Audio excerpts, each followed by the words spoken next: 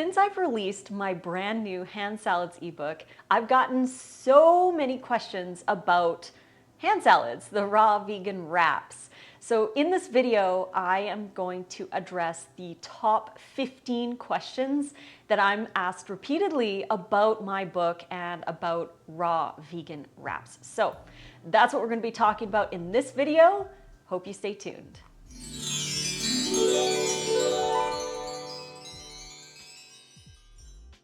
Welcome back to my channel. Thank you for being here with me. I'm excited for this one because the wraps have become such an important part of our raw vegan diet since writing the book, and I'm excited to share this information with you. If you enjoy the videos here on my YouTube channel, please click like on the video, subscribe to my YouTube, click the bell if you want to get notifications sent to you whenever I post a new video.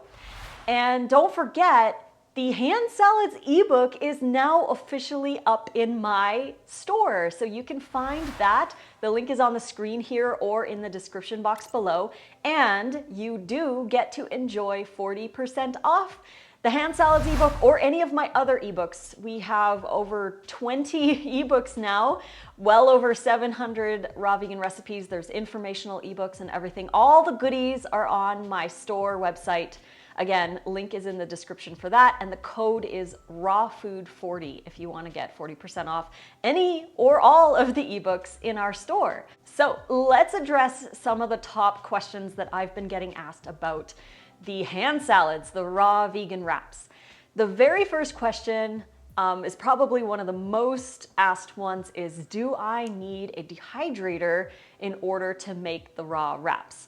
Now, the answer to this question is that I formulated these recipes specifically for a dehydrator. We need a low heat, about 110 to 115 degrees Fahrenheit, and we need airflow in order to make these wraps. So yes, you do need a dehydrator to make them. The second top question asked is, can I use an oven instead?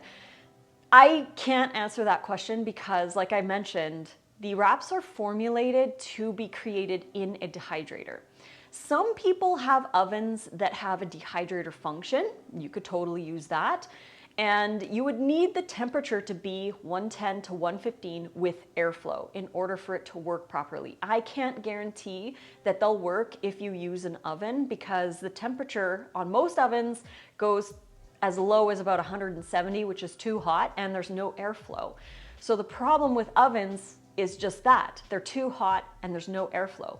Another problem with the oven is that the wraps need to be in the dehydrator for about 12 to 16 hours.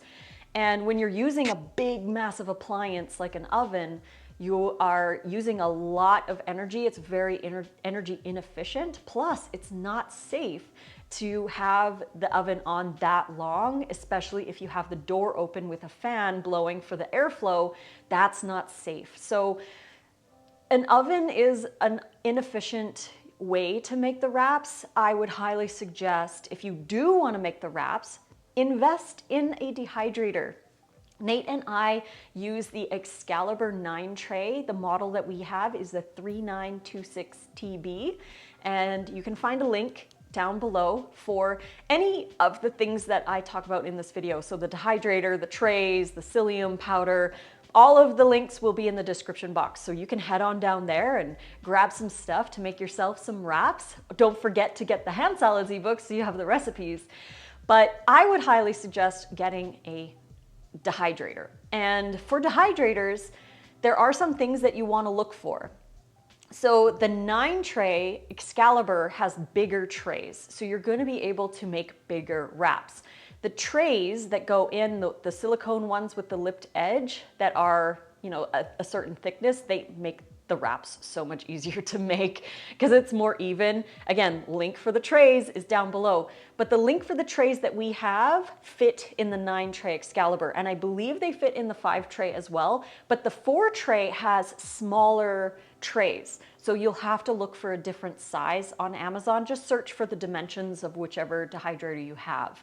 You're gonna need a dehydrator that has square trays to be able to make these. The ones that have a hole in the center, you won't be able to make wraps with those ones. So if you do have one of those, you might want to swap and invest in a square dehydrator. And again, Excalibur, Sedona, there's some other brands out there too. Check it out and see which one you like. You can also find some really amazing deals on websites like OfferUp or Craigslist or Facebook Marketplace. There's people selling their used dehydrators. I know one girl, this was a crazy deal, but she found a 4 tray that was only used twice for 20 bucks. So you can find used dehydrators or you can get new. Again, links down below. Next question, how can I make sure that I make the best wraps possible?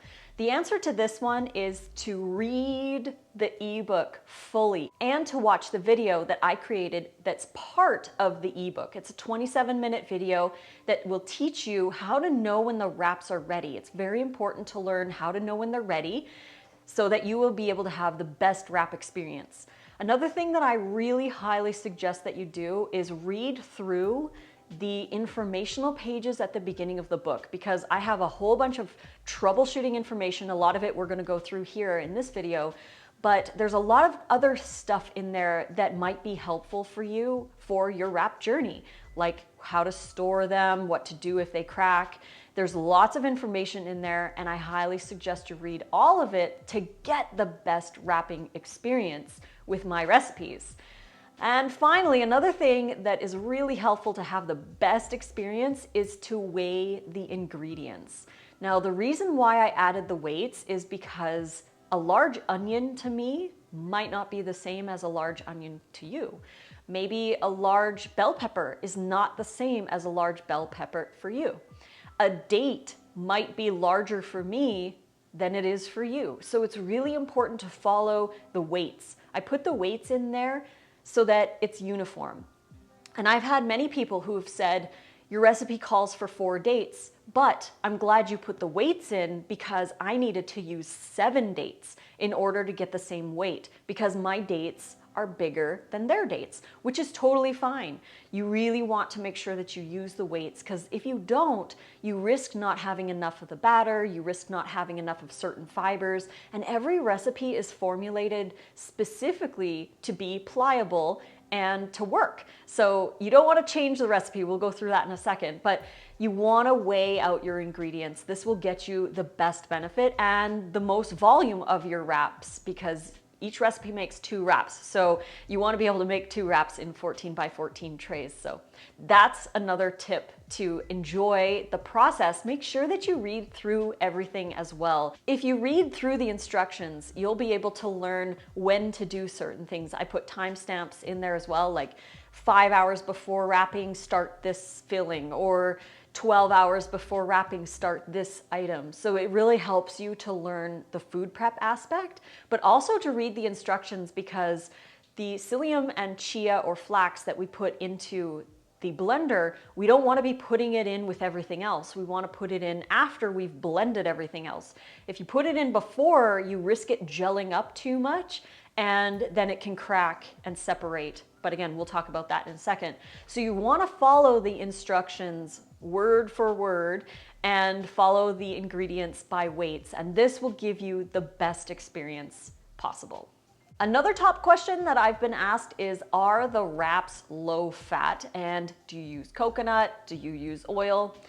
So the answer to this is that the wrapper themselves is considered low fat because there's only 1 to 2-ish tablespoons of fats per wrapper. I wanted to formulate low fat wraps, so these recipes are what I came up with that worked the best to be not only low fat, but also pliable. They're really hard to make so that everything falls into place. So in order to have them low fat, we did use more fruits and more vegetables in there for the fiber and the sugar for the pliability. So yes, they are low fat, and no, I don't use coconut or oils. Obviously, I'm oil free, but I don't use any young coconut or even mature coconut in the wraps themselves.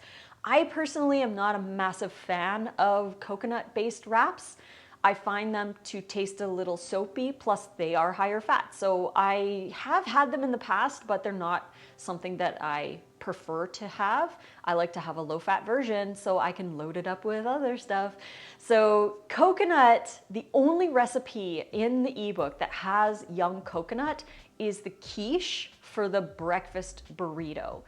The quiche filling is an optional filling. Obviously, all of the recipes have a filling, have a sauce, have suggested toppings and other ingredients that you could put in the wrap. But these are all optional to make a theme of the wrap. You can choose any wrapper you want and fit anything you want in it. It's totally up to you. So if you don't want to make the quiche, you can make something else for that wrapper, or you can skip it and add more vegetables. It's all up to you. But that is the only recipe in this ebook that contains coconut, and it's young Thai coconut. As for the fat that's used in the wraps, we use either chia or flax. And again, it's about 1 tablespoon of chia or flax per wrap.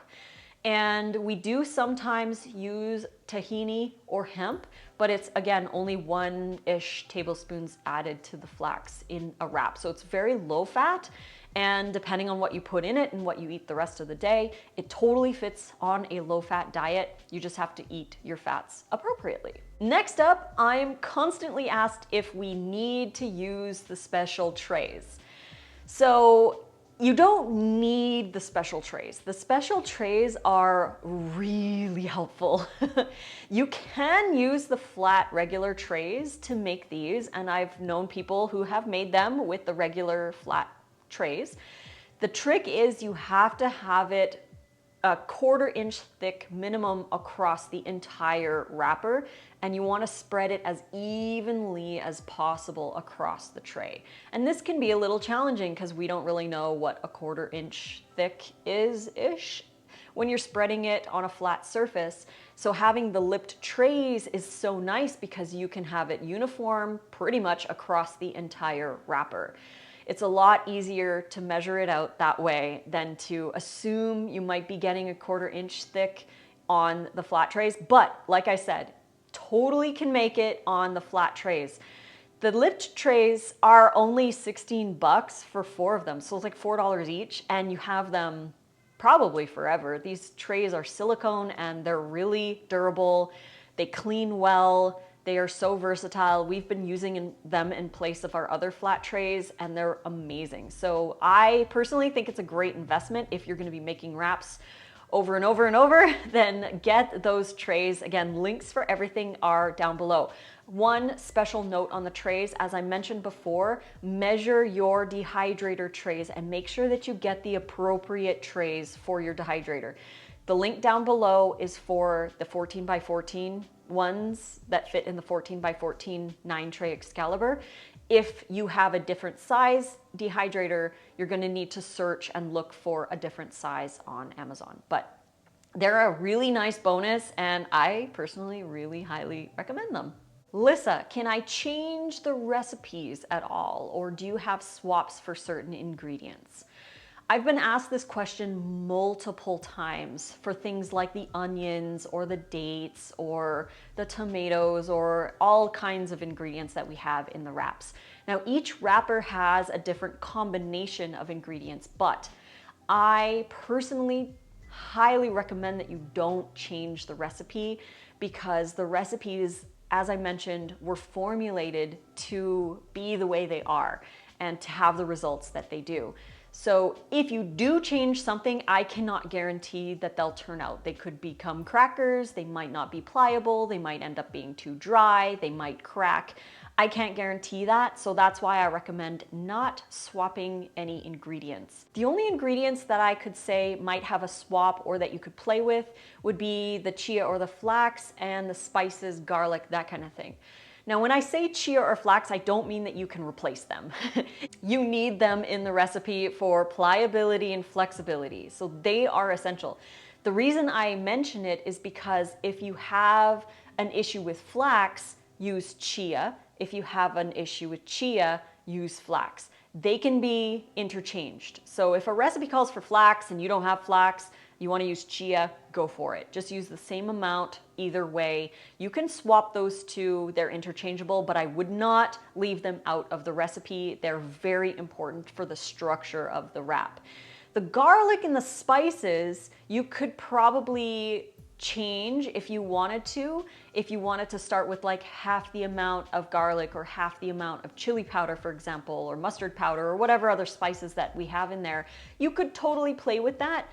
Again, the recipes were made specifically for the special flavor, but I would not recommend replacing the bigger ingredients. Like I've had people ask about the onions, for example, or the dates or other big ingredients that go into the wrap. The onions are a really important ingredient in many of the wraps. I use sweet onion, and the inulin in the onion and the volume of the onion really make a big difference for these wraps. Now I know some people might be like, well, onion irritates me.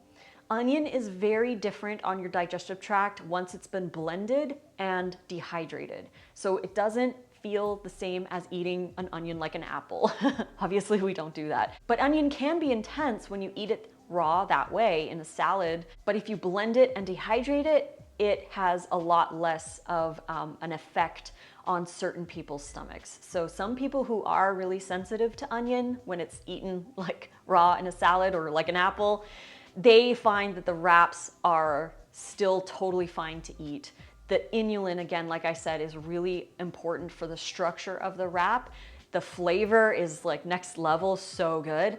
And the allicin, I mean, there's so many good benefits to onions. They're a really incredible gut microbiome food, and they have lots of antioxidants. They're really, really good. So that's another bonus reason to having them in the recipe, but they are there for the pliability, the flexibility, and the volume so that you can get a lot of wrap out. You can get 2 wrappers out of it. The dates, I've had people ask if they can swap the dates. I wouldn't recommend swapping them. I mean, if you did, I would say maybe another dried fruit, like you could do maybe figs or apricots maybe. Again, I haven't tested those. I use dates because they do add so much pliability to the wrapper. I think if you left them out, they would probably turn into a cracker. So they're there for a reason as well. Every ingredient is in the wrap for a reason. If you change the recipe at all or you change the weights, then you're gonna change the end result. So I recommend following the recipe as best you can. Next question, Lissa, I don't like soggy wraps. Do these wraps get soggy? Well, just like a regular wheat wrap, they can get soggy. They're not magic. They're still a wrap, just like the regular wheat wraps. Wheat wraps can get soggy when you put lots of watery ingredients into them. So that said, if you want your wraps to not be soggy, use less watery ingredients when you're wrapping your wraps. You may want to avoid using tomatoes or cucumbers or wet sauerkraut or pickles. You'd want to dry those off thoroughly before you put them into your wrap, because everything is going to start to sweat or release the water in your wrap and can cause it to become soggy, just like a regular wheat wrap. So we recommend using dry ingredients if you're wrapping your wraps for multiple days. This is the best way to avoid soggy wraps. I like to recommend having like a cashew or a seed cheese as the base on your wrapper and then loading it up with lettuce. You want to load up the wrapper with lettuce. The more lettuce you put on there, the more of a barrier you have against some of the liquidy items. If you are to put, say, tomatoes or anything like that into the wrap, it does help to keep the moisture sort of in there, but it does eventually leak out if you have like lots of tomatoes, especially the really watery tomatoes. You want to avoid having those.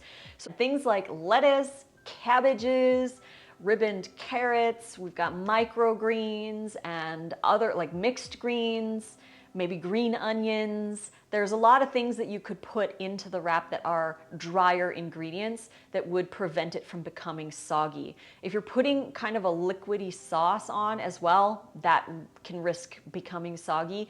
But if you are really cautious with what you put inside the wrap, then they're less likely to get soggy. Also with the fillings, if you're making like a burger filling or a patty filling, like the quiche or what have you, those can really be helpful too because they're drier ingredients as well. As soon as you start putting watery stuff in there, you risk it getting soggy. I've also had people ask about the edges getting crusty. So This can be a natural thing depending on your environment and how long you dry the wraps for. If you dry them too long, the edges can start to get a little crunchy. And if you lift it up, we don't want to be touching the wraps until you're ready to wrap them. Because once you start lifting it up and checking out underneath, that corner that you lift up is going to start to get really dry really fast. So we want to avoid doing that. But if you're leaving it in there long, the edges can get a little crunchy, but that's okay. It does happen sometimes. The drier the wrap, the more often that happens. Or if you use the wrong weights, sometimes that can lead to a drier wrap. But as long as it's still pliable, if you fill it up with stuff and wrap it up, then if you leave it in the fridge for an hour or two, or even for the next day, the wraps do get soft. The edges will get soft in there as well. So it's not that big of a concern if the edges are a little crunchy. The center should be fine. You can always also take a pair of scissors and cut off maybe about a 1/4 inch around the edge of the wrap. That can be really helpful too if you're worried about it crunching. But again, it's more about enjoying these and trying your best and letting the food be the food, because nothing is going to be absolutely perfect when it comes to the raw food. We're not making bread here. We're making raw vegan wraps, which is a totally different process. And they're called hand salads. So you have to allow the ingredients that you're using to do their thing. And remember that humidity level, dry time, ingredient weights, that kind of thing can all affect the outcome of your wraps. Another quick tip on that note is that if you find that your wraps typically are a little bit more dry, then you can always put a shallow bowl of water underneath in your dehydrator. So if you have multiple trays, take the trays out and put a bowl of water underneath, and that will bring a lot more moisture up into your wrap to keep it a little bit more pliable. That's an option as well. I also recommend that you don't peel the wrap off the trays until you're ready to use them, because once you peel it off the tray, then the air is exposed to the other side and it can dry out really fast. That said, I do like to put the tray into the dehydrator while I'm chopping and getting the filling ingredients ready, just so it can warm up a little bit. That does help with pliability. So if you've taken the wraps out of the dehydrator for a little while because they've been done, then maybe about 20 minutes while you're chopping, put them back into the dehydrator at 115 and just let them sit there until you're ready to wrap them. That helps with the pliability a lot. But the bowl of water helps. Make sure that your humidity level is on point. If you need a humidifier or a dehumidifier, use one or the other. If your place is either too dry or too moist, you might need to play around with the humidity level in your place. The more humid, the longer they're going to take to dehydrate, and the more likely they are to crack, which is the next question. This has happened for some people. If they do their wrap, they put it in and it starts to separate in the center or along the edges. And they wonder why, because they say they follow the instructions correctly, they weighed their ingredients, and they don't know why it's separating in the center. And again, this has only happened to a few people, but we have some theories and we have some fixes because they've been able to make them again just fine by following some other pieces of advice. Number one, make sure that you weigh the ingredients out when you're building the wrap, because that's going to make a massive difference in how much volume you have for your wrap. If you are not following the weights, it can change the consistency of the wrap. And then when you pour it onto your tray, another tip is to make sure that it's even.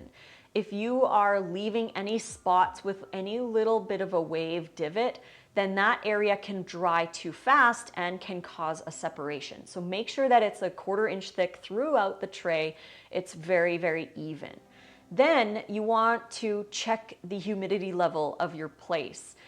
In humid areas, it's going to be a little different when you're dehydrating because things can gel up. The psyllium actually can take some of the moisture from the air. It gels up too much and then that separates on the tray. So a solution to this is to use more psyllium when you are making the wrap. So you could add an extra tablespoon to the mix maybe 2. You can play around with that. You can always add more psyllium, but I would not recommend having less psyllium because that's an integral part of the wraps. We need to have the psyllium and the flax or chia in the wraps to create that pliability. Again, otherwise you might end up with a cracker.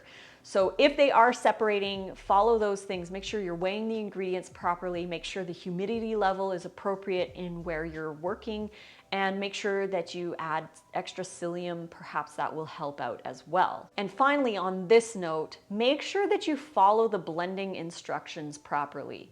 If you are putting the psyllium and the chia in with everything else and you're blending it all together at the same time, this can cause cracking during dehydration. I have in the instructions very clear to blend everything first with the water, and then once everything's blended, then you add the psyllium and the chia and you pulse it in for a few seconds.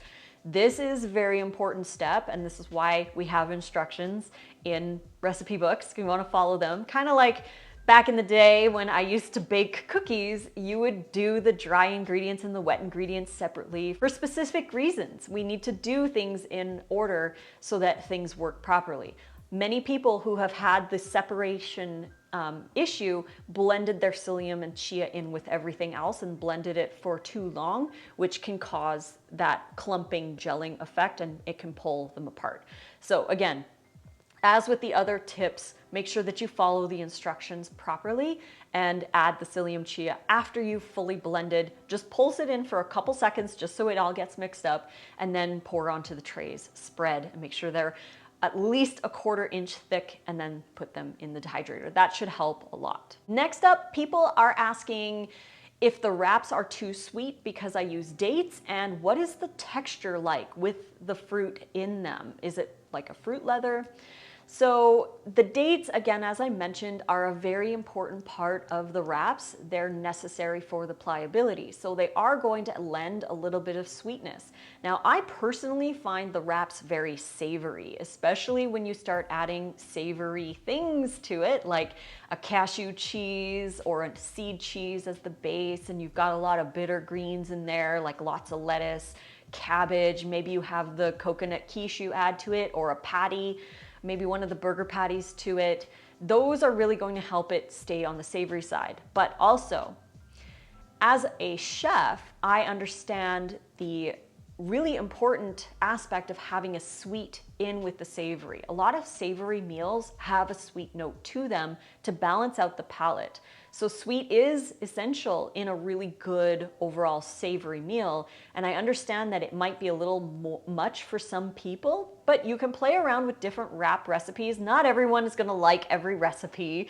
That's just how it is. We all have different tastes, different flavors, but I do use the dates for very specific reasons to keep it pliable. We need that sugar in there to keep it pliable, but also the fiber from the vegetables really helps as well. So it is a combination of both. It's like an orchestra that all comes together to create this wrap. So please follow the ingredients as best you can. Again, if you change them, I can't guarantee that they're going to have the same results.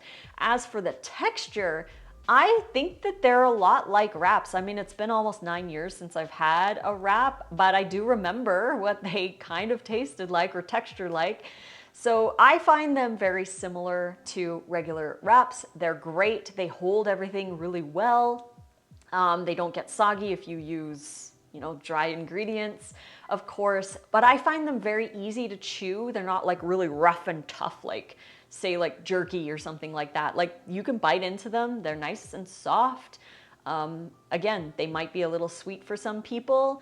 Try a different wrapper combination. Maybe you find one that you really like that works for your tastes. That's why I have 33 recipes in the wrap book, so that I'm sure there's bound to be a few recipes in there that you really resonate with and you really like, that you can make multiple times and have something else to eat other than just a salad.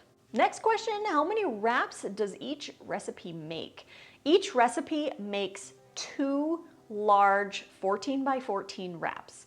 So if you have smaller trays, it might make 2 and a little extra. So I don't know, you could blend it and make like a mini wrap if you wanted to, but it makes 2 large 14 by 14 wrappers, which you can then fill with stuff.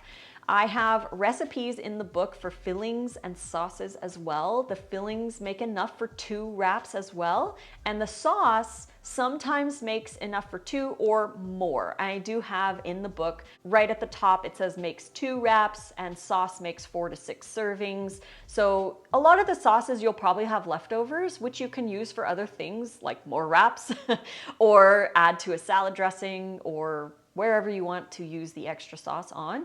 But the reason I have the servings is because some of them have nuts in them, and you would use them accordingly. You would use like maybe 2 tablespoons on your wrap if you're spreading it on the base, or using it as a dip. You're only using a small amount. So you're not using the entire amount of certain sauces for each recipe, but you do have the fillings and the wrapper bake 2 big wraps.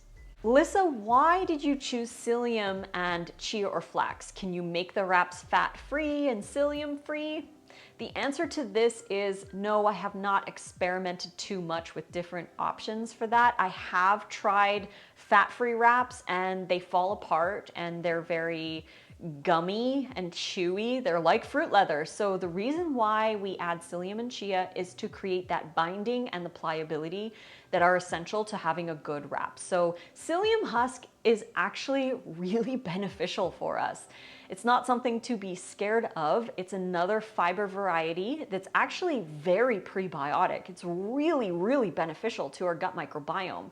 So people who do use psyllium, who have sometimes gas or bloating from it, it's likely because their gut isn't tuned to digest psyllium. And the only way to tune your gut to digest certain fibers, as you know, I've said this like 100 times, is to actually eat the fiber to grow the bacteria. So starting with smaller amounts and working up to larger amounts of psyllium can be very beneficial in order to maybe prep yourself to eating 1 tablespoon per wrapper. Because again, like I said, for some people, it can cause a little bit going on there, but it's not the psyllium's fault. It's the fact that your gut just needs a little help, a little boost, a little growth to be able to deal with it. So you want to drink a lot of water when you're consuming psyllium because psyllium sucks up a lot of water in the colon. So drinking enough, making sure you're eating your raw food, hydrating fruits, lots of vegetables, you know, the standard stuff. Make sure that you drink water throughout the day, not necessarily while you're eating the wraps because that dilutes your digestive juices, but maybe beforehand, a half an hour beforehand, have a big glass of water, and maybe an hour after, have another glass of water just to compensate for any of the extra water that the psyllium can suck up. But psyllium is so healing for the gut because it's a mucilaginous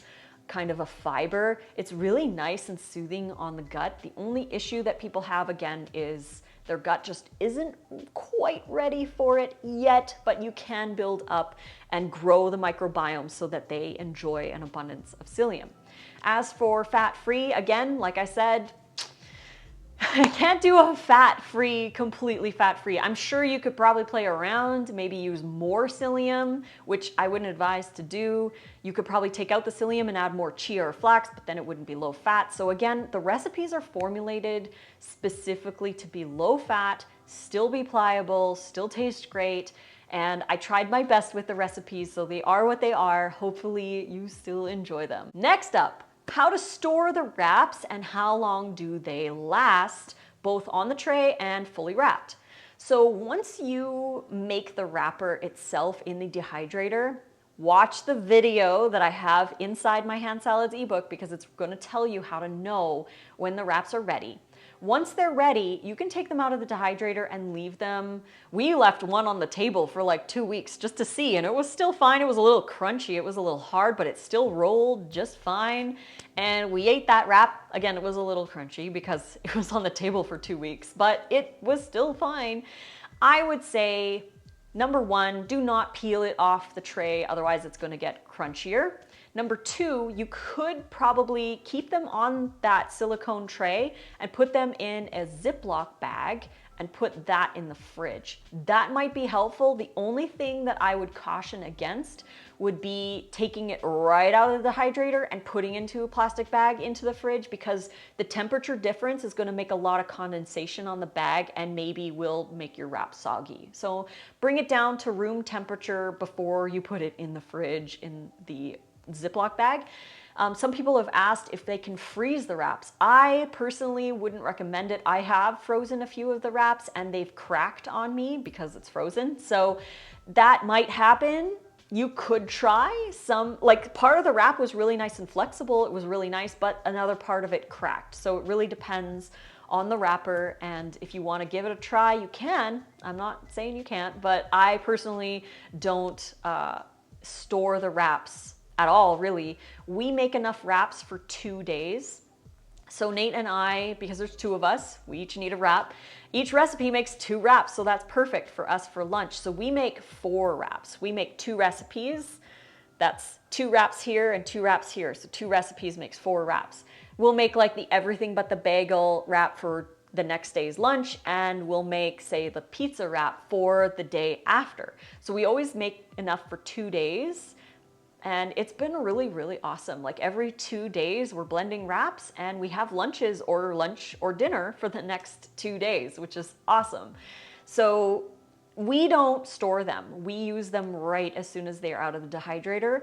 What we do is if we have 4 wraps, we wrap the first 2 for that day's meal, and then we immediately wrap the other 2 for the next day, and we store them in deli paper. We'll just wrap them up in deli paper and put them in the fridge in an unsealed container. If you seal the container, you risk condensation, which can equal soggy wraps, and we don't want that. So you want to make sure that they're unsealed so that there's enough airflow for them to not get soggy. But we have had wraps up to 3 days after they've been filled, wrapped, and put into the deli paper. When we were building the hand salads ebook, we had so many wraps because I was making multiple wraps, sometimes like 10 or 12 wraps in a day. So we had a lot of wraps left over, and the wraps were good up until about day 3. And then after that, day 4, they weren't that great. I wouldn't recommend eating them on day 4, but I wouldn't recommend eating regular wraps on day 4 anyways, so no different. They just depends on what ingredients you put in the wrap. If you're using tomatoes and cucumbers or watery ingredients, they might not last on the second day. They might get a little soggy, but I always recommend using the wet ingredients for the wrap you're gonna eat right in that moment. You wrap it up and eat it. If you're saving them for the next day, or like work the next day, or lunch or dinner the next day, or for 2 days, or you're going camping or road tripping or whatever, use dry ingredients. That's just the best way. And they, again, last up to 3 days. Now for the final 2 questions. I apologize, but my mic set died on me, so I will be doing these without the mics. Hopefully you understand. But the next 2 questions, the first one is, Lissa, do all the wraps taste different? Like, are they all different recipes, or are they all very similar? So I made 34 recipes. There's 33 main ones, and then a bonus recipe is the Halifax Donair, which I added into the ebook last minute. So 33 recipes, they're all themes. So they're basically, each recipe has a theme. We've got the Italian herb pizza wrap. We've got the coconut breakfast burrito wrap. We have the V8 wrap and the crunchy cauli ginger wrap. There's a buffalo ranch wrap, and a green goddess wrap, and a chicky Caesar wrap, and a honey I love mustard wrap. Everything but the bagel wrap. There's so many different themes in this ebook. Again, 33 plus the bonus Halifax Donair recipe. But each recipe comes with its own filling and matching sauce with suggested other toppings that you could add to the wrap. Now, you can totally make any wrapper from any recipe, any filling from any recipe, and any sauce from any recipe. Totally up to you. It's up to you how you create your wrap. You can fill it with whatever you want. You could make a salad. I've seen people making their actual salad, their lunch salad, and putting it into the wrap. And other people just do straight up dry ingredients. Like for example, if they're going camping or hiking and they just want straight up dry stuff, they're doing lettuce and cabbage and carrots and microgreens just to make sure that it's dry. You can do whatever you want. You can add whatever you want inside the wrap, but each wrap is different. So the pineapple ginger one's gonna taste like pineapple ginger. The everything bagel one's gonna taste like everything bagel. The honey I love mustard is gonna taste like a little mustardy. But each wrap does taste a little bit different, and depending on what you put into the wrap is gonna change the flavor as well. And the final question would be, Lissa, how do you manage the flow for food prep? So if you want wraps tomorrow, when would you start them today? So in the ebook, I have timestamps of when you need to start certain things in order for them to be ready on time. With the wrapper itself, it can vary between 10 all the way up to 16 or maybe even 18 hours. It really depends on your humidity level, how many things you have in the dehydrator, and other factors. Like if you make it really extra super thick, then that's gonna take a little longer to dehydrate as well. If you have a 9-tray Excalibur and all 9 trays are being filled with stuff, it's gonna take a lot longer to dehydrate because there's so much more moisture going on in there than if you were to just do 2 wraps or 1 recipe with the 2 wraps in the dehydrator. That's gonna take less time than multiple wraps. So it really depends on many factors, but on average, I would say they take around 12 hours to fully dehydrate. Now, what Nate and I like to do is if we wanna have wraps the next day, we just make them the night before, right after dinner. So after we eat, we'll blend up the wraps. Or while we're making dinner, we'll blend up the wraps. Maybe Nate will make the salad and I'll make the wraps for the next day, or vice versa, whatever. And when we make the wraps the night before, they're ready the next day to wrap and store for another day after if we wanted to. So it's important to schedule out your day. And it might feel overwhelming. You might look and be like, oh, I need to start this 12 hours before and this 5 hours before and this whatever, right? It sounds confusing, but if you just schedule it in and you want the wraps to be available for you the next day, just do the prep at those appropriate times and you'll be able to have the wraps the next day. So it really is about timing everything and planning your day so that you do have those wraps. But again, Nate and I will blend the wraps around 6 or 7 p.m. after dinner, and then we have wraps the next day. We'll just fill them up, roll them up, and we have lunch for that day and for the next day because we make 4 wraps or 2 recipes. So hopefully that helps. Hopefully all these questions help clarify a little bit more about my hand salads, raw vegan wraps ebook. If you are interested in making some hand salads yourself, please check out the ebook Hand Salads, Raw Vegan Wraps in my store. The link is in the description box below and on the screen, and you can use the 40% off code on any of my ebooks. We've got over 20 now. Informational, recipe, there's some courses, all kinds of good stuff. Check out the link in the description box below and use code RAWFOOD40 at checkout in order to get that 40% off discount. And you can start making some hand salads too. Take them to work, take them to school, or just for fun, because it's another way to eat a salad. Not only is it a salad of what you're putting in, but the wrapper itself is part of the salad because it's made with fruits and vegetables and loads of fiber, so much goodness for your body. So hopefully you enjoyed this video. I will be back again next week for another one. Until then, I love you all so much, and fruit on.